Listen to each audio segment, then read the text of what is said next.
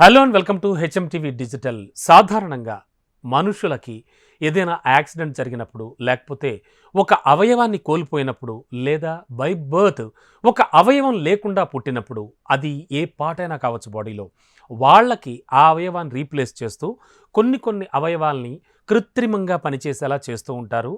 అటు డాక్టర్స్ కానీ, ఇంజనీర్స్ కానీ, సైంటిస్టులు కానీ. మరి ఇదే కోవలో ఒక వ్యక్తి ఐరన్ లంగ్స్ని కలిగి ఉన్నారు.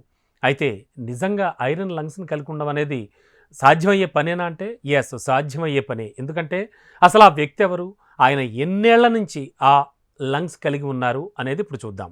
యెస్, పాల్ అలెగ్జాండర్ 78 సంవత్సరాల ఈయన గత 70 ఏళ్లుగా ఇనుప ఊపిరితిత్తులతో, మీరు వింటోంది నిజం, యెస్, అంటే ఐరన్ లంగ్స్‌తో జీవనాన్ని కొనసాగించారు.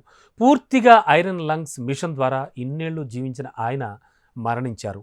6 ఏళ్ల వయసులో ఆయన పోలియో బారిన పడ్డాడు. పాల్ నాడీ వ్యవస్థకు తీవ్రంగా దెబ్బతింది. చివరకు ఆయనకు కనీసం శ్వాస కూడా ఓన్గా తీసుకోలేని సిచ్యువేషన్ ఏర్పడిపోయింది. దీంతో ఆయన్ను 600 మిలియన్ పౌండ్ల విలువైనటువంటి ఒక మెషిన్, అంటే ఒక యంత్రం సాయంతో శ్వాస తీసుకుంటూ జీవించేలా చేశారు డాక్టర్స్. అలెగ్జాండర్ పాల్ పోలియో బారిన పడ్డ తర్వాత, అంటే 1952 సంవత్సరం నుంచి మెడ కింద ఉన్న నరాలన్నీ కూడా చచ్చుబడిపోయాయి. ఆయన స్వయంగా ఊపిరి పీల్చుకోలేని సిచ్యువేషన్కి వెళ్ళిపోయారు. ఆ తరువాత ఆయన్ను టెక్సాస్ ఆసుపత్రికి తరలిస్తే వాళ్ళు పాల్ని మెకానికల్ ఊపిరితిత్తుల లోపల అమర్చారు. ఇక అప్పటి నుంచి ఆయన కేవలం దాని సాయంతోనే శ్వాస తీసుకుంటూ 70 ఏళ్ళు గడిపారు. ఓ మై గాడ్, వినడానికి చాలా విచిత్రంగా ఉంది కదా, కానీ ఇది నిజం. 70 ఏళ్ల పాటు ఆయన అలాగే జీవనం కొనసాగించారు.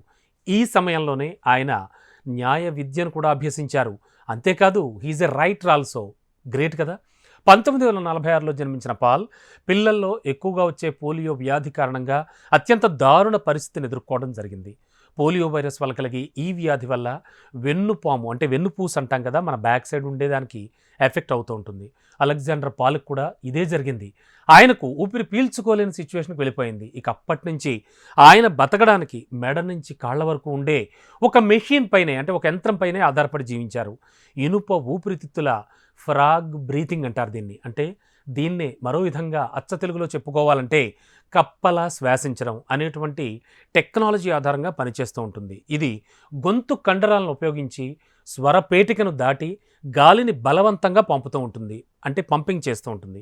ఈ సమయంలో రోగి ఆక్సిజన్ తీసుకునేందుకు ఇది సహకరిస్తూ ఉంటుంది. మొత్తానికి 70 సంవత్సరాలుగా ఐరన్ లంగ్స్ మీద ఆధారపడి బతికిన పాల్ చనిపోవడం జరిగింది. ఆయన వయసు 78 సంవత్సరాలు. ఈ న్యూస్ నెట్టింట వైరల్గా మారింది, ట్రెండింగ్ అవుతోంది.